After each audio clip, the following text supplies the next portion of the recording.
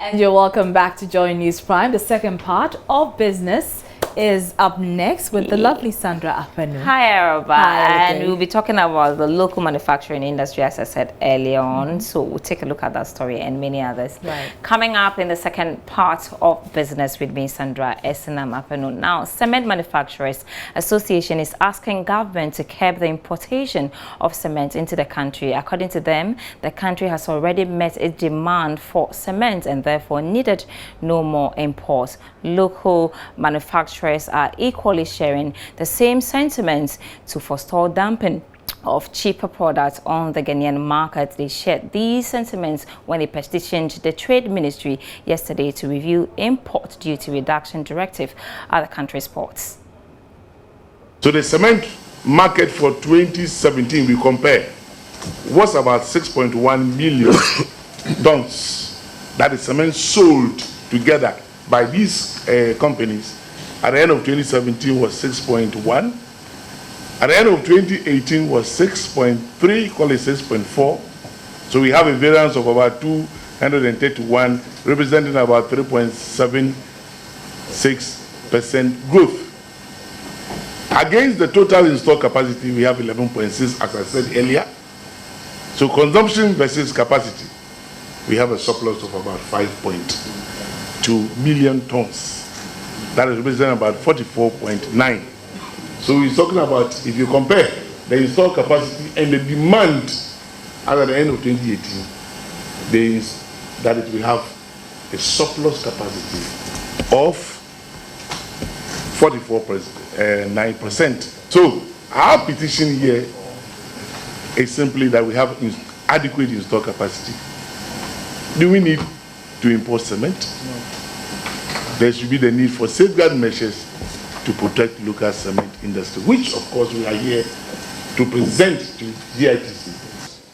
In the aluminum industry, the raw material price is worldwide.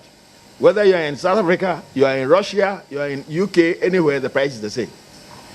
And they had to carry this produced metal all from China to Ghana. Freight, duty, clearing, everything, and they failed. So they decided that they will put in what they call export rebate. That is the advent of our story. They put in an export rebate so that the materials will arrive in Ghana at a very cheap price and destabilize our market. That is the problem. And that's continued since then till now.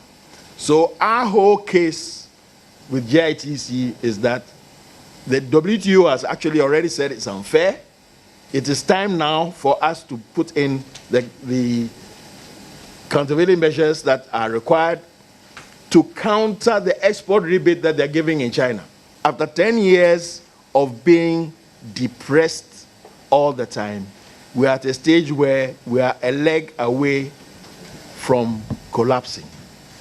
So we need your help as quickly as we can get it. As you all know, biscuit cannot be sold by piece. It has to be wrapped. And it is not only in Ghana, everywhere in the world, you cannot buy biscuit just like that. So all biscuit should be wrapped in a special plastic wrappers. We as industries, we pay 10% environment tax on all imported wrappers. 10% environment tax.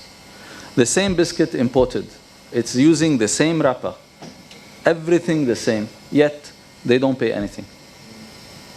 Why? Wrappers usually represent around 30% of our total cost. So it means we are paying extra definitely than the imported ones. So we are not saying remove it for us. We are saying impose it equivalent on. So that is a win-win for the government. We are not saying give us or exempt us from paying the tax. No. We are conscious of it, and we are, but we need fair trade. So it's charged in Ghana cedi only or be punished. That's the warning coming from the central bank. Details plus other local headline stories coming up in our local summaries.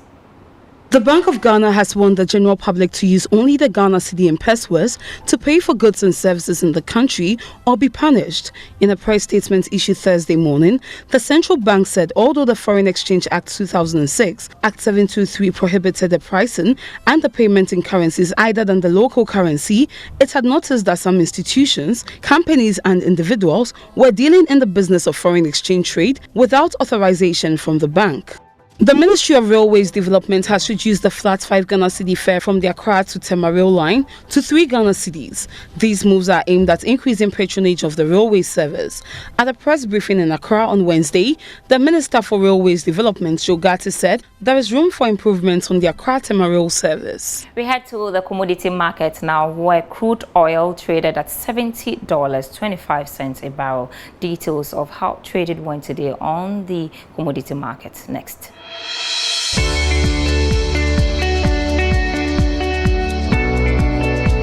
Thanks so much for having me tonight on Business. My name is Sandra Esinamap, and you can catch more news on our website, myjoyonline.com/business. Have a great evening, but I'm handing you over to Abakumsin for the rest of the story about the razor.